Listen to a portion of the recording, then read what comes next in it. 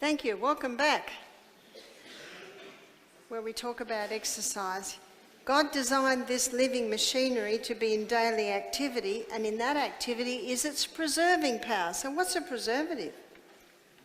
Something that stops you going bad or off. And I find that when I meet people in their latter years of life who are in good working order, it's because they're active. And you might have heard of the Blue Zone. National Geographic looked at groups of people who commonly live till a very long life. In fact, they even eventually wrote a book called The Blue Zone. And the three main people that they looked at was the Okinawans, which is a Japanese group. I think it's an island, and they commonly live to their into their hundreds. But it's not just long life, it's quality of life. These people are still active, even when they're 100. They also looked at the Sardinians, which is an Italian group, and they also live long lives and quality of lives. But also in Lehman University, they looked at a group of Seventh-day Adventists who also live long lives and quality of life. Now, there were three common denominators with these three groups of people. One was they're very social.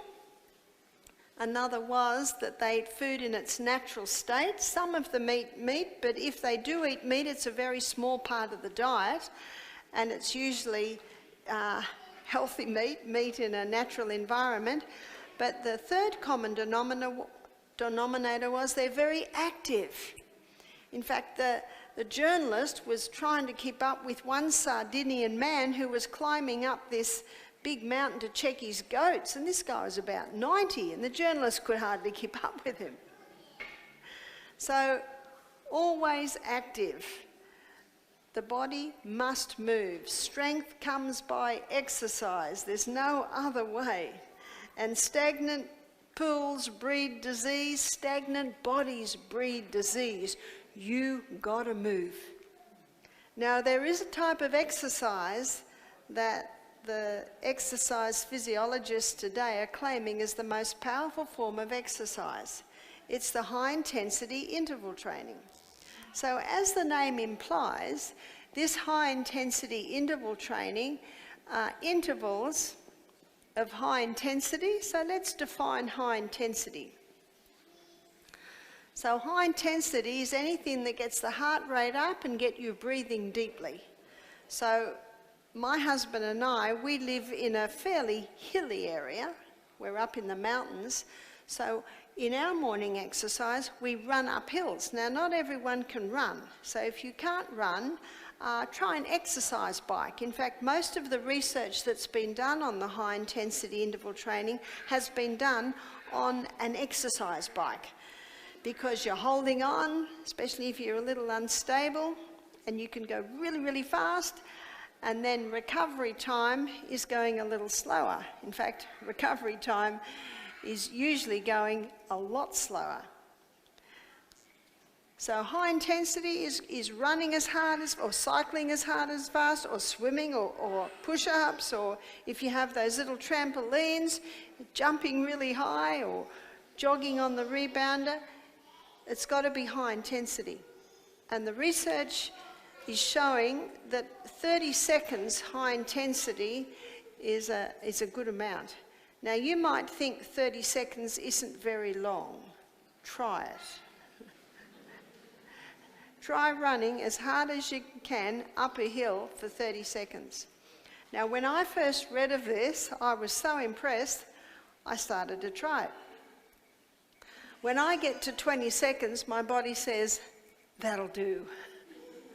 When I get to 25 seconds, my body says, this is ridiculous. When I get to 30 seconds, I feel like I'm dying. That's what you've got to get to. This is no gentle stroll. It's like anything in life. The more you put into it, the more you will get out of it.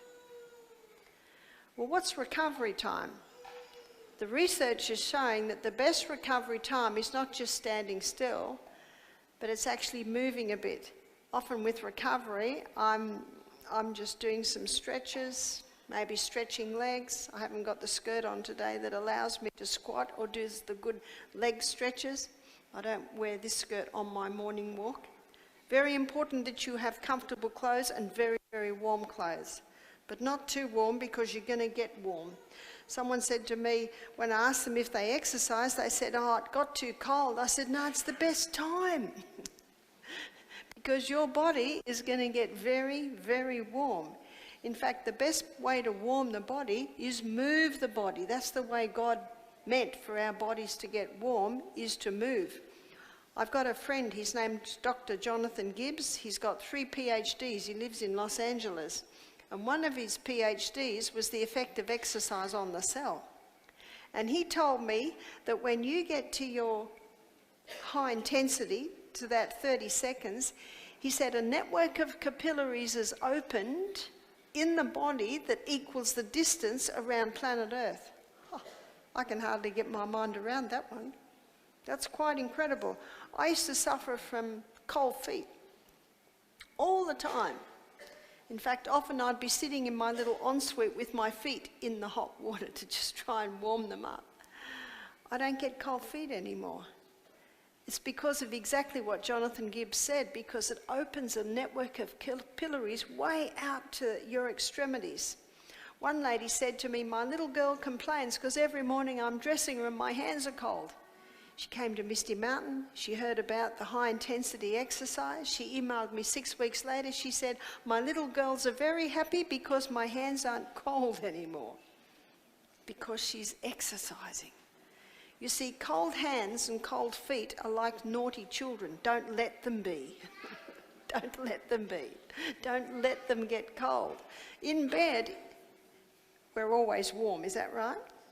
Well, when you get out of bed, you're going to get cold unless you put some warm clothes on, yeah? So in the winter, my feet never touch the ground, because if I get out of bed and put my feet on the ground, what's going to happen to my feet? They're going to get cold. You've got to go to great lengths to keep your body warm, because perfect health requires perfect circulation. Your feet and your hands should always be as warm as the middle of your body.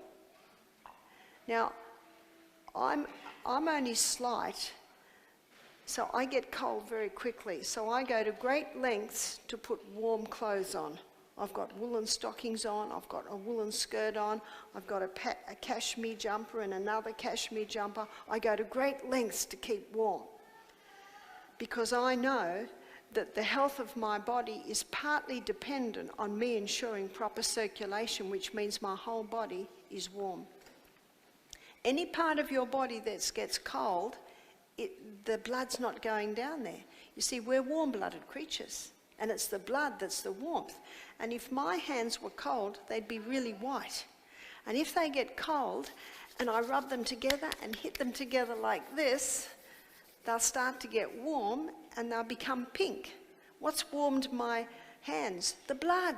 I've just drawn the blood into that area.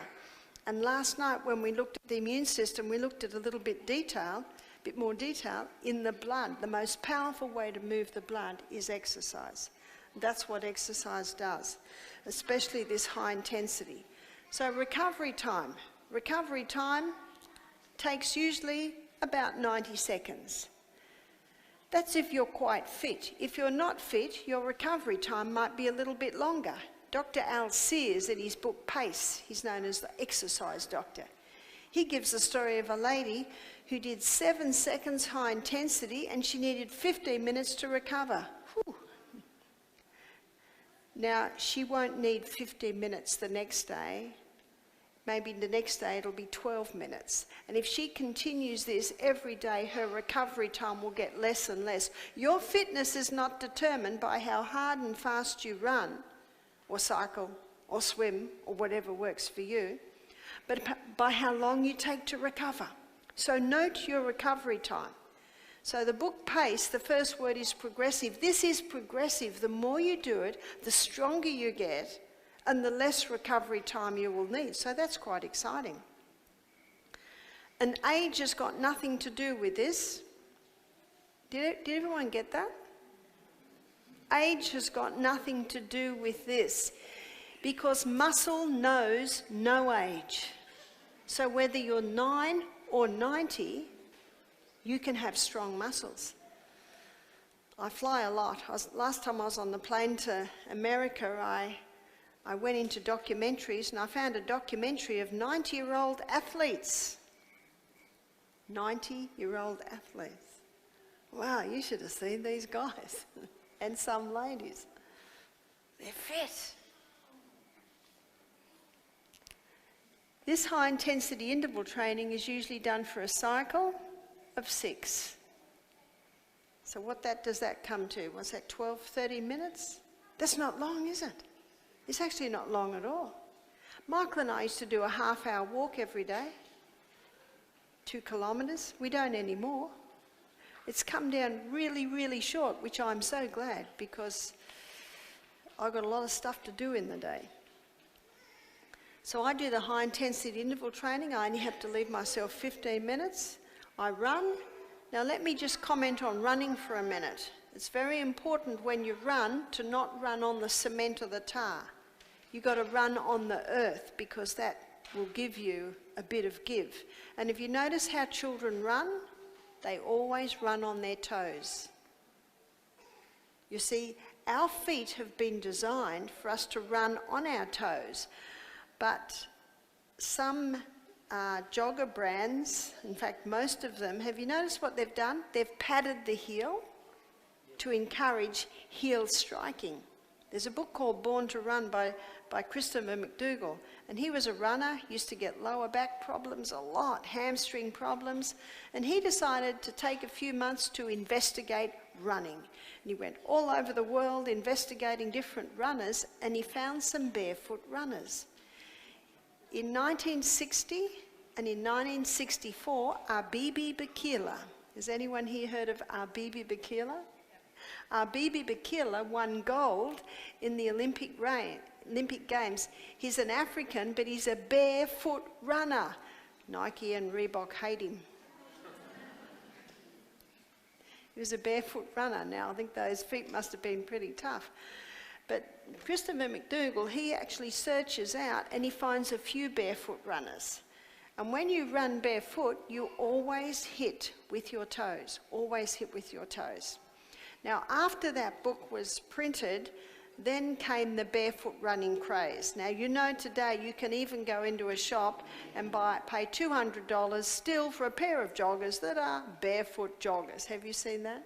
When you buy joggers today, you should be able to press them up against each other. So you want the thin-soled joggers. So when I read this book, I went straight to the shop and bought some thin-soled joggers. I thought they'd be a bit cheaper, but they're not. And I love them because it's almost like you've got nothing on your feet. You spring along. But as I started to do my running in my barefoot joggers, well, they're not barefoot joggers, but thin-soled joggers, oh, my legs and my glutes, all my muscles so sore. I had sore muscles for a whole week. What does that tell you? You're using totally different muscles when you run by your toe strike compared with your heel strike. And if you go barefoot on grass and do a run, you will never run on your heel. Your body will not let you run on your heel. In fact, running on your heel, heel striking, jars your lower back, jars your pelvis, jars your knee and your ankle joints, and also overstretches your hamstring. And that's where you have trouble. So if you're a runner, go to your toe striking. And you've probably seen, you can even buy joggers now with toes. Have you seen those? They're really soft. I said to one lady, I said, yeah, but how do you wear socks? She said, well, you buy socks with toes. You can even buy socks that have got the toes in them. So I don't quite go to that. But what you want to look for, if you're a jogger, you want to go for your thin-soled joggers. And if you do jog, it must always be on the earth.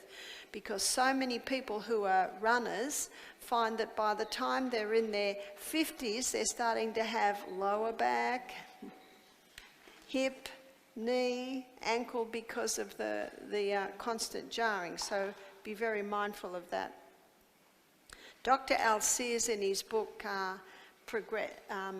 Pace, what the pace means is progressive. This is progressive. The more you do it, the fitter you get, the easier it will get, the less time it takes. So progressive is the P. A is acceleration. You are moving. This is no gentle stroll. You're moving. And you've got to find out what works for you. So that's A for acceleration in pace. What's the C? The C is cardiopulmonary. Cardio is heart.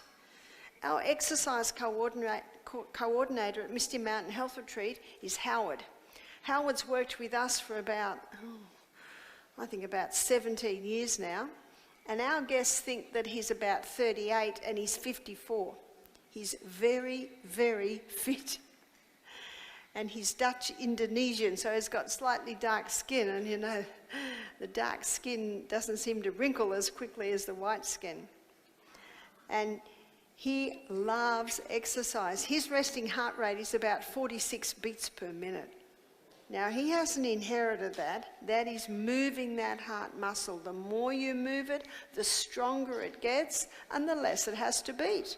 Because it gives such a powerful beat, it pumps so much blood with one pump that it doesn't have to pump as much. So the C means cardiopulmonary. Pulmonary is lungs. The Framingham Heart Study, I mentioned it last night, famous study. The Framingham Heart Study found that by the age of 50, most people had lost 40% lung capacity. By the age of 80, most people had lost 60% lung capacity. So when you lose 40% lung capacity, does that mean 40% of your cells aren't getting near as much oxygen? Yeah. And remember what oxygen does, it's what gives power, it's what gives more energy. So if you've lost lung capacity, how can you regain it? High intensity interval training. And if you do the high intensity interval training, you will not lose your lung capacity. Isn't that good news? So pace, progressive, acceleration, cardiopulmonary, exertion. You are exerting yourself. This is no gentle stroll. I have another book in our library. It's called Body by Science, and it's by Dr. Doug McGuff. And what I'm ever thankful to for this doctor is he takes you inside the cell. So we're going to go inside the cell and have a look at what exercise does. We've already gone inside the cell a few times this week. The CBD, Central Business District of the human body, the glucose goes in and it goes through a 20-step pathway. And the end result of the 20-step pathway is a chemical form of glucose called pyruvate. This 20-step pathway delivers to us 2 units of energy. Isn't that why we eat? We eat to get glucose that gets burnt in the cell to give us energy. Now, the chemical form of glucose, it gets fed into another area, and it's called the powerhouse, because this 8-step pathway gives us a very impressive 36 units of energy. So what makes the difference? It's oxygen. So this is what's called an aerobic pathway because it uses oxygen. This pathway is called anaerobic. It's called anaerobic because it doesn't use oxygen. So this pathway produces energy by the process of fermentation, whereas this pathway produces energy because of the presence of oxygen. What a difference oxygen makes. By the way, students, how are you going to feel if every single one of your 100 trillion cells has got enough oxygen to get down to there? We're not going to be able to hold you down. You're going to have so much energy. Have you seen the kids running back into the house after they're riding up and down the paths a few times? Energy. You want that energy? What have you got to do? You've got to get out on the bike. You've got to go up and down with that. I also showed you how that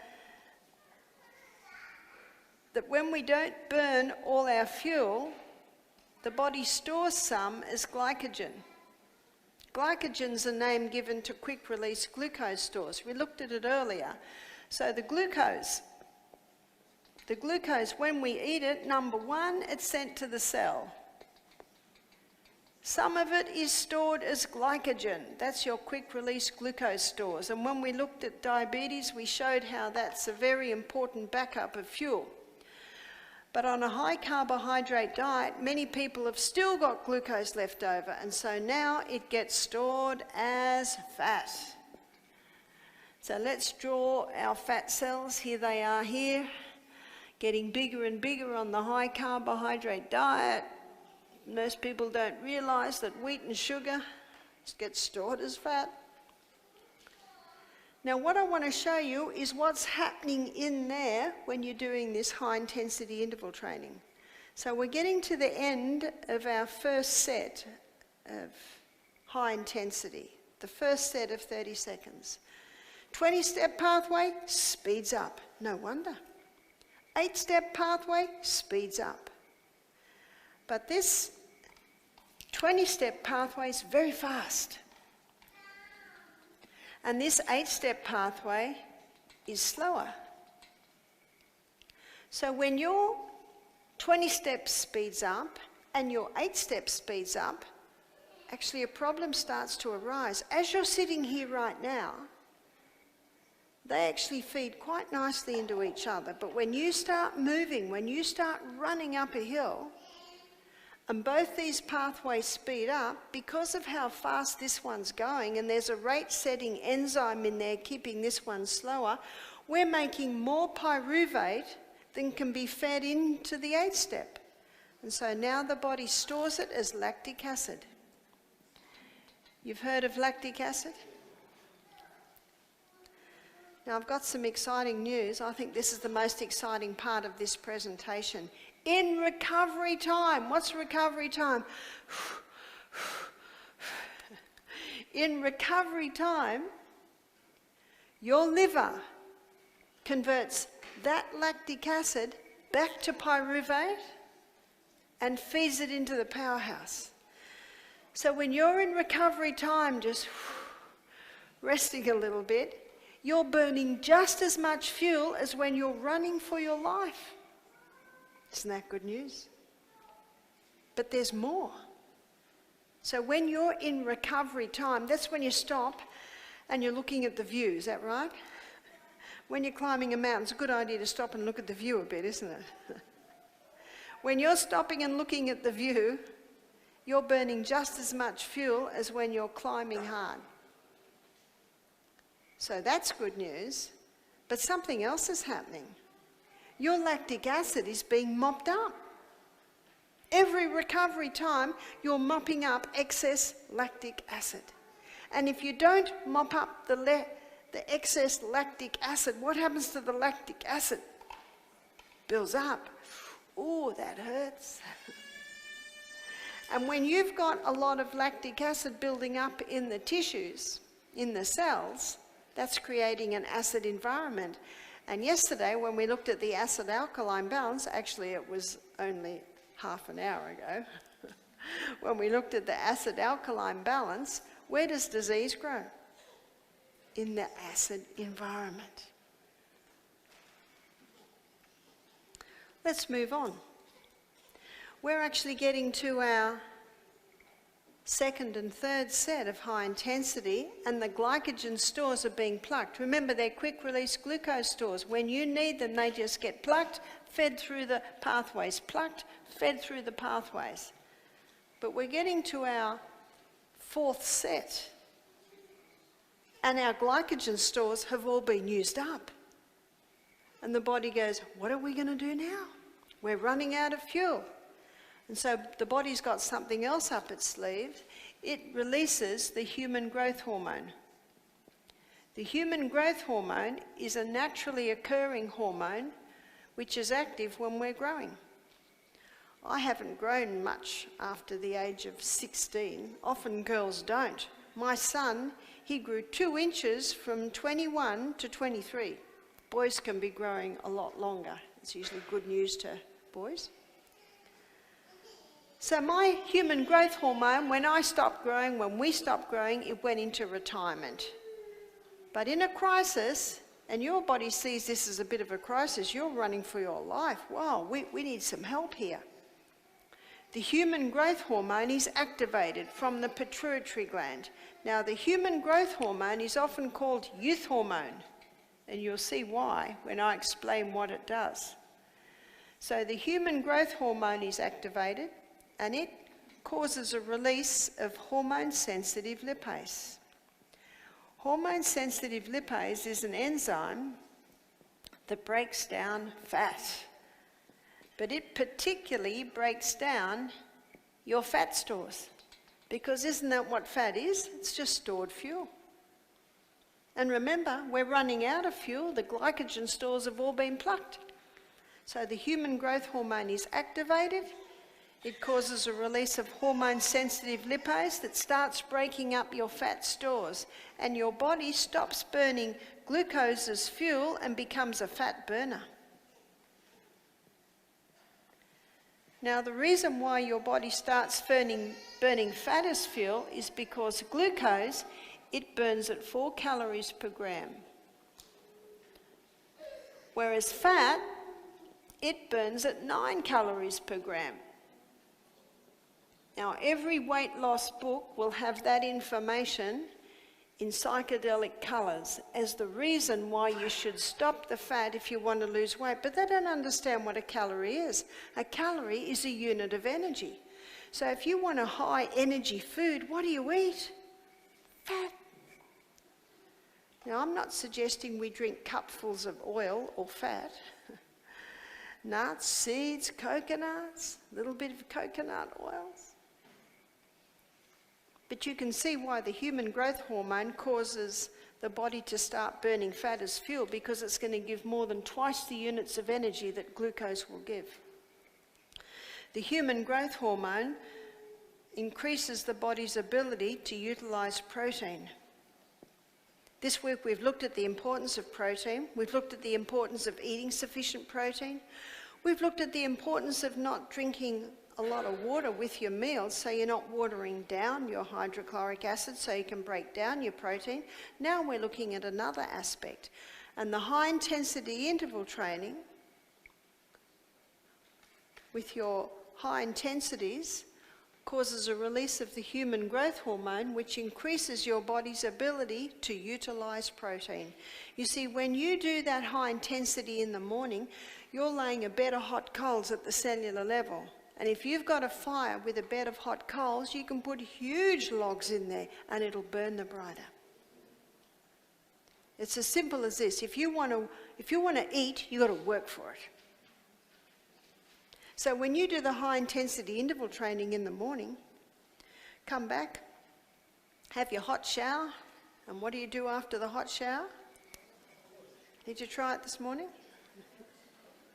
Did the neighbours hear you screaming? You know what that quick cold does? It equalises the circulation, has an incredible tonic effect. I'm sure it would have this morning, it was a bit cool. But it also, it increases cell repair. Cold is a wonderful tonic. Of course we don't like it, we're warm-blooded creatures, but that's why it has such a tonic effect, because the body actually reacts to that cold touching us. So when you did your high intensity interval training, had your hot and cold shower, had your water when you got back, now you have laid a bed of hot coals at the cellular level, and you can sit down and put the logs in, the millet and the quinoa and the coconut yogurt and the nuts and the seeds and the fruits. And your body will just burn the brighter, because you've made a way available so that that fuel gets burnt in a powerful way. The human growth hormone also increases the circulation of the blood to the skin. And when you increase the circulation of the blood to the skin, you slow down aging. That's good news. The movie stars pay $1,000 a week for this, and I'm offering it to you cut price today. 15 minutes of high intensity interval training a day will cause a release of the human growth hormone, and that human growth hormone will remain active for 24 hours. What a bargain. You just got to find out how to fit it in. Now, I used to think that I didn't need to exercise because I'm always busy. I'm gardening, running here, running there. I thought I'm doing enough. And this happened about 13 years ago. I was asked to go to New Zealand to give a lecture, and it was a weeks-long seminar. And the lady I stayed with was a Maori lady, and she was twice my size, 10 years younger than me. And she said to me, "I go for a 5K walk every day. Do you want to join me?" Now, I still had kids at home at that time, still had a few teenagers at home. And in the morning, I'd get up and wake the kids and put the wash on and put the breakfast on. And I didn't have to do that. There was just me. I was free. So I said, "Yeah, I'll join you for a 5K jog." After 3Ks, I could hardly keep up with her. Now, she's twice my size. I'm their health teacher. It's a bit embarrassing. When I woke up the next morning, I could hardly move. My legs were so sore. She said, "Are you coming this morning?" I said, "Sure." I'm the health teacher. I got to go. It was very embarrassing.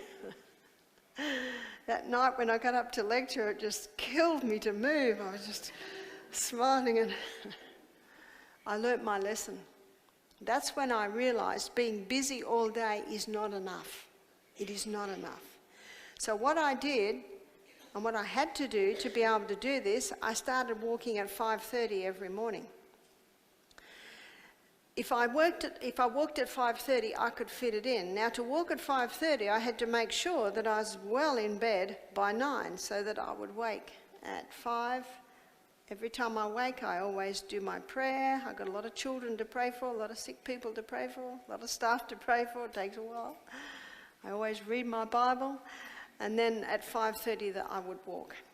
Now, because I don't have any children at home now, and you know what it's like with children, you love it when they're there and you love it when they go.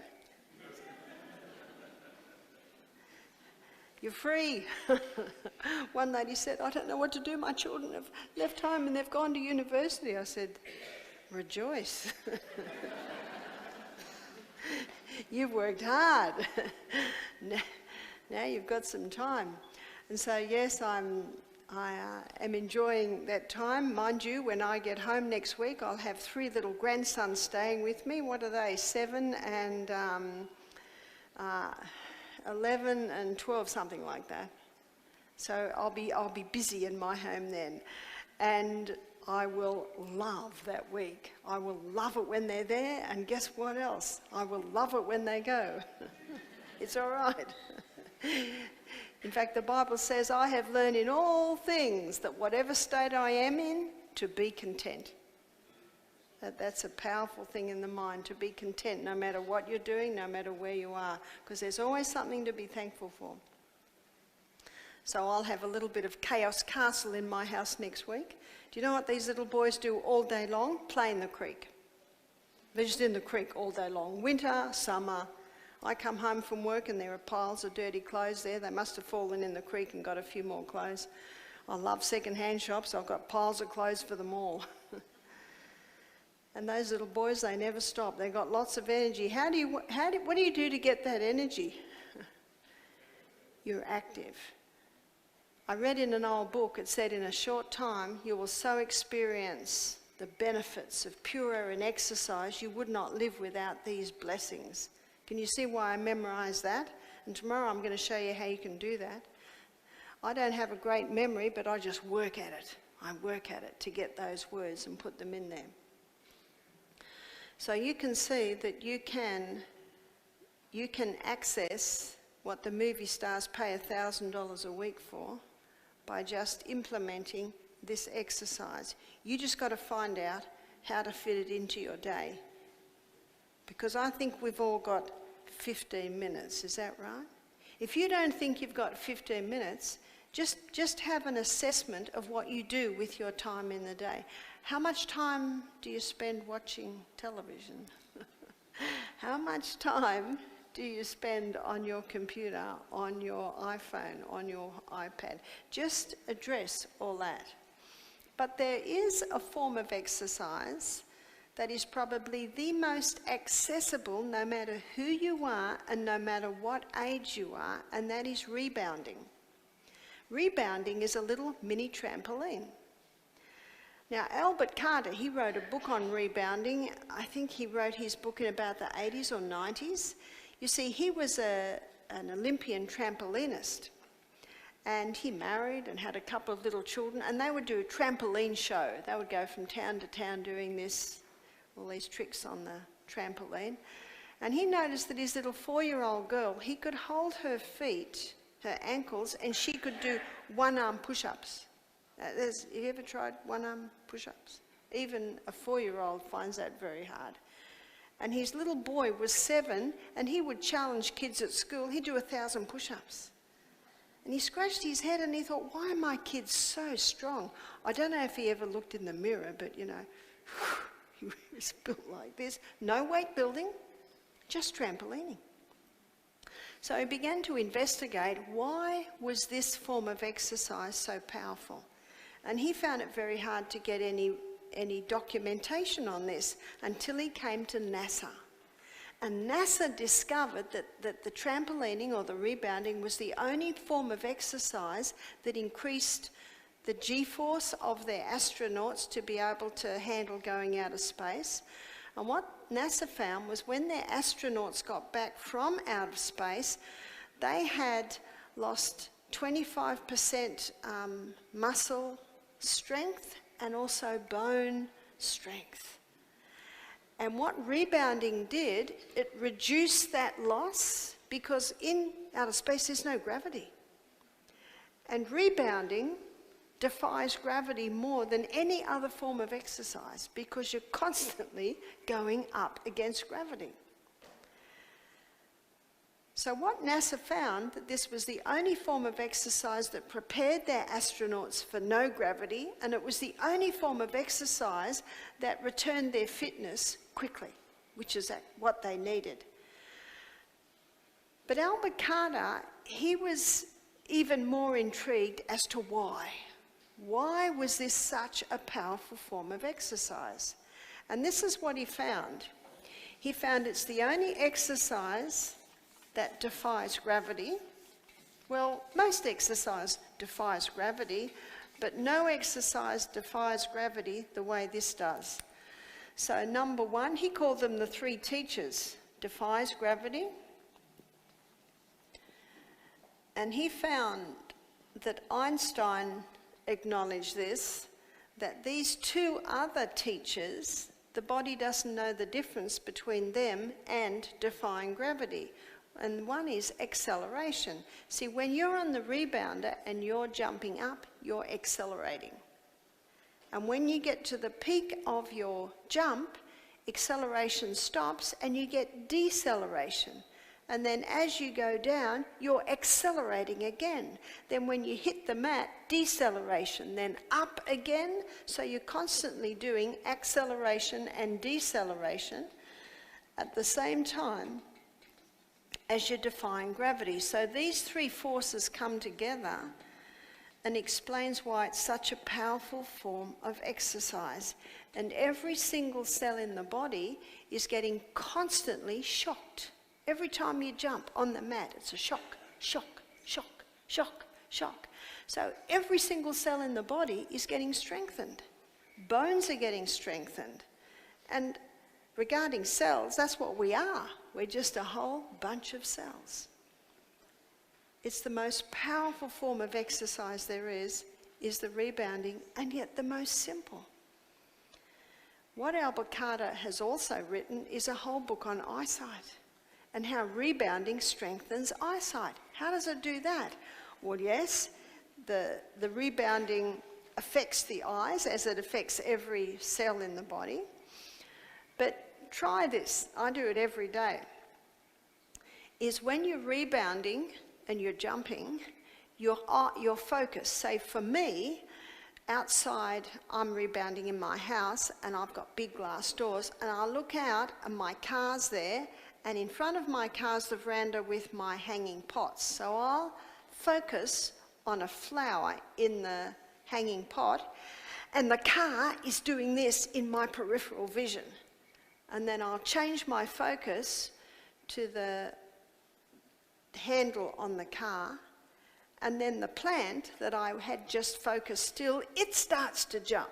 So every 10 jumps, I change my focus, change my focus, change my focus, change my focus. I've got gum trees out there, and then I've got pine trees there, and I've got a branch there, and then there's a wallaby sitting there in the front yard. Can you see that? You just keep changing your focus, and it strengthens your eyesight. And it makes rebounding such fun, constantly refocusing. What Albert Carter also shows, if someone has poor balance, it'll actually restore your balance. And how many people don't want to rebound because they think they'll fall off? Well, you can get a handle on your rebounder. But if you don't have the handle, just hold on to something nearby. Hold on to a chair, hold on to something nearby until you get your balance. Now, why does rebounding reset balance? Rebounding resets balance because your balance is set by the fine mechanisms in your ear and also your receptor sites that you have on the bottom of your feet. So constantly bounding resets that mechanism and also resets you've got your receptor sites that are helping reset your balance. But probably one of the most amazing things about the rebounder is what it does to your lymphatic system. Your lymphatic system is your body's vacuum cleaner. It sweeps away waste from the tissues. And as I mentioned last night when we looked at your immune system, your capillary networks have muscles around them, and every time your heart beats, those muscles contract, which is pushing the blood away from your heart. And remember your second heart? Have you been working your second heart today? You automatically do when you walk, which is your calf muscle.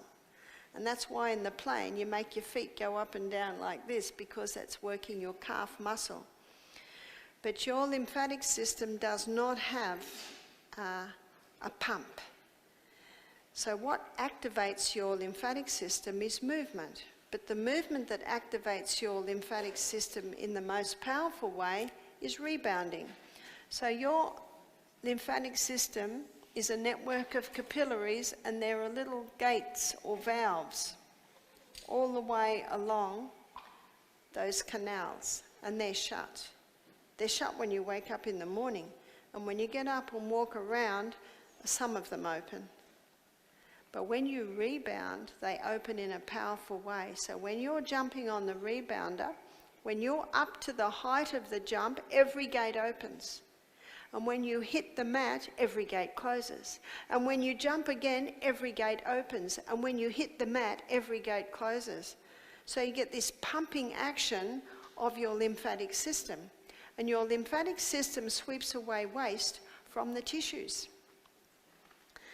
And on our first night, we looked at the role of microorganisms in disease and how they're just opportunist organisms. They're just going to be found where there's a lot of waste. So activating your lymphatic system every single day, you only have to jump on that rebounder for 2 minutes and your lymphatic system is activated to the point where it'll stay activated all day. Activated meaning those little gates will keep opening and shutting.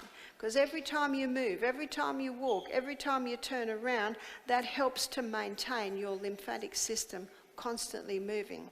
So for people who have edema, rebound. For people who are retaining fluid, rebound. For people with poor vision, rebound. For people with the balance problems, rebound.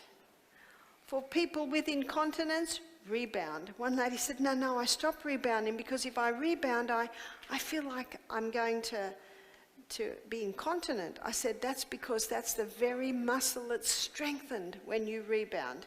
And when you get your rebounder and children visit, where will they be? On the rebounder. I've come to the conclusion that people get old because they stop jumping. It's time to jump. And if you're a little uncertain, all you have to do is start with this. That's all you have to do. You don't have to leave the mat. The best is you jump, but just get yourself used to it. One of the best knee rebounders is the knee duck. It's an American rebounder, but they have an Australian distributor. So I'm warning you against the $29 jobs that you'll find in the sports shop, because it's almost just like jumping on the ground. And some say, well, can't you skip? Can't you just jump? Every time you land on the ground, you're actually jarring your body. The beauty of the rebounder is you've got this bounce, so there's no jarring. There's no jarring at all. So people with knee, ankle and hip problems, it's the best form of exercise there is. In fact, if every office had a rebounder in the corner and everyone in the office rebounded for 1 minute every hour, I think the office would be closed about 3 o'clock in the afternoon because all the work would be done. The people's minds would be so much clearer. So it is one of the, it is classified as the most powerful exercise that there is rebounding, and yet it's the simplest. Now the figures are, and Albert Carter states that you only have to do 3 minutes 3 times a day. That's not very much, is it? Or you can implement your high-intensity interval training on it. Some people like their morning stroll, nice and quietly through the trees. I said, do your morning stroll, but when you come back or before you go, do your interval training. A friend of mine was saying that she watched her little boy, I think he was about 5 at the time, and he'd be playing with his Lego, and she said about every half hour he just jumps up and rebounds for a couple of minutes and comes back and plays with Lego again, and then jumps up and rebounds again. Now, who told him to do that? He just naturally does it. So it's time to move the body. It's the best insurance policy that you can make, is just taking that little time every day. You just got to work out what suits you. In fact, you can't afford not to do it. The dividends that it will give you far exceed the effort that you put into it. It's time to move the body. Remember, strength comes by exercise. There is actually no other way. Are there any questions before we close? Yes.